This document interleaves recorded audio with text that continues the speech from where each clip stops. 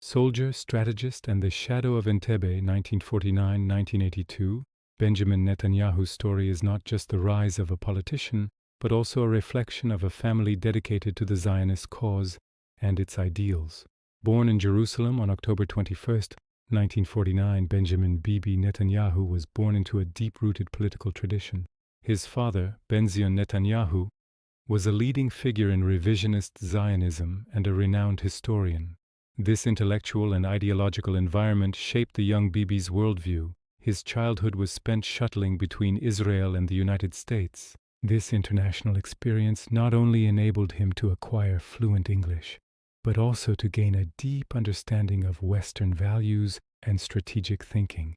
These skills would later give him a unique advantage on the international stage.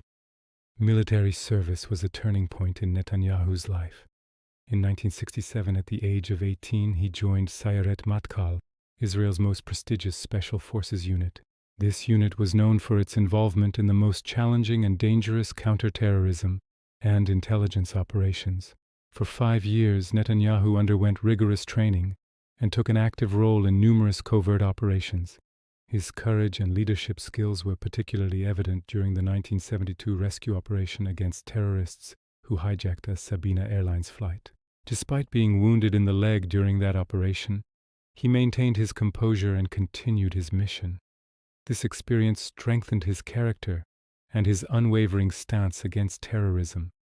Sayeret Matkal instilled in him not only military discipline, but also the ability to make quick, strategic decisions under challenging circumstances. This period laid the foundation for his future political career. After completing his military service, Netanyahu returned to the United States and focused on his academic career. He first studied architecture at the Massachusetts Institute of Technology, MIT, and later earned a master's degree in business administration. This training provided him not only with technical knowledge, but also with the ability to understand and manage complex systems. However, the greatest tragedy of his life occurred in 1976, midway through his academic career. His older brother, Yonatan Netanyahu, was killed while leading Operation Entebbe in Uganda. Yoni had become one of Israel's most beloved heroes. His death profoundly impacted Netanyahu and further strengthened his personal commitment to the fight against terrorism. To honor Yoni's memory, he founded the Yonatan Institute and organized international conferences on counterterrorism. These conferences established him as a thought leader on the international stage. This period marked a period in which Netanyahu transformed his personal grief into a professional mission. His expertise and passion for counterterrorism would become one of the cornerstones of his later political career. This early chapter of his life reveals the transformation of a military hero into an intellectual, and how this transformation, influenced by a personal tragedy, evolved into a political mission. The experience he gained and the ideological foundation he acquired during this period prepared him for the challenging path that would later make him Israel's longest-serving prime minister. Part 2. From Washington to Likud Leadership, 1982-1996, Benjamin Netanyahu's diplomatic and political career began with his appointment to Washington in 1982. He took up a position as deputy ambassador at the Israeli embassy and quickly attracted attention. Netanyahu possessed a keen understanding of the media and diplomatic machinery of the Western world. Fluent in English and impressive oratory skills, he expertly championed Israel's cause on American television and at conferences. This made him a well-known figure not only in Israel but also internationally. His rise continued with his appointment as Israel's ambassador to the United Nations in 1984. His speeches at the UN stood out for his strong and clear defense of Israel's perspective on the Palestinian and Israeli issues. This period shaped his political personality, a sharp, uncompromising figure and always ready to speak to the media. His return to Israel in 1988 marked the official beginning of his political career when he was elected to the Knesset, Israeli parliament, from the Likud party.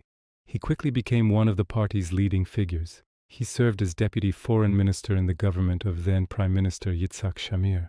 However, Netanyahu's real breakthrough came with his election as Likud leader in 1993. This was a turning point for him, as the party was struggling with peace processes like the Oslo Accords at the time. Netanyahu maintained a staunch opposition to the agreement.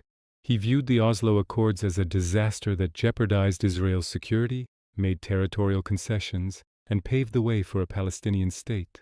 This stance earned him the support of the Israeli right and nationalist factions. Netanyahu's rhetoric emphasized Israel's right to self-determination and security concerns. During this period, Israel was experiencing deep political divisions. On one side, Prime Minister Yitzhak Rabin and Foreign Minister Shimon Peres championed the peace process, while on the other, Netanyahu's Likud party opposed it. Netanyahu's campaign against the Oslo Accords resonated with a segment of the public. His emphasis on security and stability became even more significant at a time when terrorist attacks in Israel were on the rise. However, this staunch opposition also led some to accuse him of incitement. Rabin's assassination in 1995 plunged the country into mourning, and Netanyahu was criticized for failing to prevent the tragedy. However, he continued his policy, telling the public that only a strong leader could ensure Israel's security. The 1996 elections were one of the most critical moments of Netanyahu's career. In the direct election for prime minister, he faced Shimon Peres, the late Rabin's successor and a symbol of peace. Polls showed Peres with a clear lead. However, Netanyahu waged a clever media campaign, highlighting Peres's weaknesses on security matters. The Bibi Netanyahu slogan projected the image of a young and energetic leader. On election night, the results were neck and neck, with Netanyahu narrowly defeating Peres with just 50.5% of the vote. This victory made him Israel's youngest prime minister and demonstrated his political genius. Netanyahu reached his peak by applying the diplomatic and media skills he honed in Washington to Israel's domestic politics. This episode charts his transformation from a foreign policy expert to a national leader and the strategic path he followed. 1996. As Israel's youngest prime minister, Netanyahu takes office. His first term is marked by high expectations and turbulent challenges. Despite his staunch opposition to the Oslo Accords, he's forced to confront their obligations. He signs the Hebron Accords, transferring a large portion of the Jewish city of Hebron to Palestinian Authority. This decision draws sharp criticism from his own base. His premiership is also marked by settlement expansion and the tunnel incidents, a clash between Israelis and Palestinians. Throughout, Netanyahu prioritizes Israel's security above all else, a stance that's frequently criticized by the international community and the Israeli left. While his tenure as prime minister is marked by economic reforms, he begins to struggle with credibility issues. A series of scandals and corruption allegations take a toll on his public image. Strained relationship with the media and his arrogance further diminish his popularity. The 1999 election results in a crushing defeat for Netanyahu as the Israeli Labour Party led by Ehud Barak comes out on top. Disillusioned and battered, Netanyahu announces his retirement from politics, retreating to the private sector. But this is not the end of the story. Changes in Israeli politics in the early 2000s force him back into the spotlight. Serving as foreign minister in Ariel Sharon's government and later as finance minister, it's during this time that Netanyahu makes a name for himself as one of Israel's most successful and radical reformers. Stay tuned for more updates. Note Chapter 4. Uninterrupted Leadership and Historic Achievements, 2009-2021. The 2009 elections ushered in the second and longest period of Benjamin Netanyahu's political career. The political vacuum created after Ehud Olmert's resignation due to corruption charges paved the way for Netanyahu to once again become prime minister. This time, he was a more experienced, more calculating, and more powerful leader. When he took office, the world economy was reeling from the global crisis, and Israel was grappling with security challenges such as rocket attacks from Gaza. Netanyahu's first move was to establish a stable government and maintain a strong stance in both domestic and foreign policy. This period marked the years when Israel gained international recognition as a startup nation in economic and technological fields. Netanyahu's liberal reforms and support for technology transformed Israel into a global technological hub. However, in foreign policy, his overriding goal was to stop Iran's nuclear program. On the international stage, he consistently warned against the Iranian threat and harshly criticized the nuclear agreement. While this stance led to tensions, particularly with the Barack Obama administration, Netanyahu gained the support of his base and the majority of the Israeli public. While relations with the U.S. remained strained during this period, military and strategic cooperation continued. One of Netanyahu's greatest foreign policy achievements was undoubtedly the Abraham Accords. These agreements normalized diplomatic relations between Israel and Arab countries such as the United Arab Emirates, UAE, Bahrain, and Morocco. This was a historic development that changed the course of the decades-long Arab-Israeli conflict. Netanyahu presented these agreements as proof of his policy that peace could only be achieved through strength and stability. However, these successes were met with harsh criticism for his policies toward the Palestinians. His opposition to the expansion of settlements in the West Bank and the recognition of a Palestinian state drew criticism from the international community and weakened hopes for a two-state solution. This 12-year period of uninterrupted power also saw Netanyahu consolidate his political power. However, with this power came a series of corruption cases. Allegations of bribery, fraud, and abuse of power became the biggest test of his political career. These trials, known as the trials, deeply divided Israeli society. One faction viewed him as the country's most successful leader, while another accused him of manipulating the state for personal gain. Protests in Tel Aviv led thousands to take to the streets against a criminal prime minister. These trials cast a shadow over Netanyahu's political future and led to the volatile outcome of successive elections. This chapter recounts a complex period during which Netanyahu rose to the top of his leadership, forging historic agreements but also grappling with personal and legal challenges. Chapter 5: The Incredible Story of Fall, Opposition, and Comeback, 2021-present. After 12 years in power, the fall of Benjamin Netanyahu was inevitable. In 2021, a coalition government formed by political rivals Naftali Bennett and Yair Lapid, comprised of ideologically diverse parties, ended Netanyahu's premiership.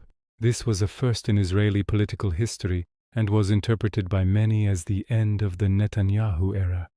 Facing corruption charges and seemingly isolated politically, Netanyahu was forced to relinquish the prime ministerial post. However, this was not a retirement for him, but the beginning of a new struggle. As opposition leader, he launched a relentless campaign to overthrow the established government of change. During his brief time in opposition, Netanyahu skillfully exploited the government's weaknesses. He consistently emphasized the internal contradictions and incompatibilities of this coalition, formed by parties with different ideologies. He used social media and public relations to convey the message that the government was unable to govern Israel and was dragging the country into instability. This strategy eroded public confidence in the coalition, and the government collapsed under pressure from within. Netanyahu's political acumen and survival skills were once again demonstrated. In the new elections held in 2022, Netanyahu made a historic comeback. This time, he formed a strong alliance with the most right-wing and nationalist parties in the Israeli political spectrum, representing religious Zionism and far-right ideologies. With this alliance's landslide victory, Netanyahu once again assumed the prime minister's office. However, this victory for him also marked the beginning of a new and even greater crisis. One of the first actions of his new government was to implement comprehensive reforms of the judiciary. These reforms aimed to curb the Supreme Court's powers and increase government control over the judiciary. The judicial reform plan triggered a social and political crisis unprecedented in Israeli history. Hundreds of thousands of Israelis took to the streets for months, accusing the government of destroying democracy. The protests began to affect the economy and the military. This was the toughest test of Netanyahu's career. On one side were the demands of his coalition partners, and on the other, the resistance of the people and the country's democratic institutions. This time, Netanyahu was pitted not only against the Palestinians but also against his own people. Could his political genius survive this crisis? His story continues, and the future awaits the next move of this master of political survival. This episode demonstrates how Netanyahu strategically returned to power after losing power, only to plunge his country into a deep political and social crisis. His life is a complex portrait of a leader's strengths and weaknesses, his beliefs and pragmatism.